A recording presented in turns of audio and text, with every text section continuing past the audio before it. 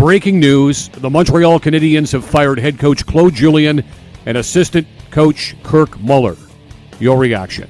Yeah, good morning, Scotty. And it's surprising. But more than that, Scotty, I think we have to acknowledge that this feels both surprising and not. Now, surprising in the sense that the Montreal Canadiens got off to such a great start.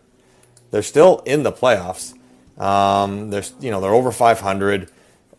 They fashioned themselves to be a Stanley Cup contender this year. I mean, they look at themselves as a team that could do that. We can debate that, but that doesn't matter. They think they are. Marc Bergevin thinks they are, and that's the only opinion that matters today. And so you're taking a guy who's won a Stanley Cup in Claude Julien, and his longtime assistant, Kirk Muller, who've done a lot of winning as players and as coaches, and you're taking them out of there and replacing them right now, Dominic Ducharme, temporarily. We'll see if that becomes permanent or not. So in that sense, it's surprising.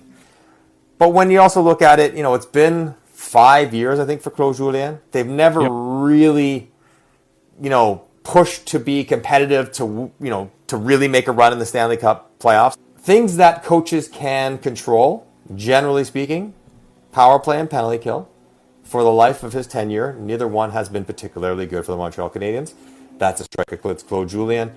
And there clearly was a degree of staleness and maybe a bit of a disconnect between Claude and the players, or Claude and the management, which would have forced this decision. So it is shocking. Claude Julien is one of the best known coaches. Remember, it was such a big deal when he was hired. He had just been let go by Boston. He was going to sit down and relax for a couple of years, but then Montreal is Montreal.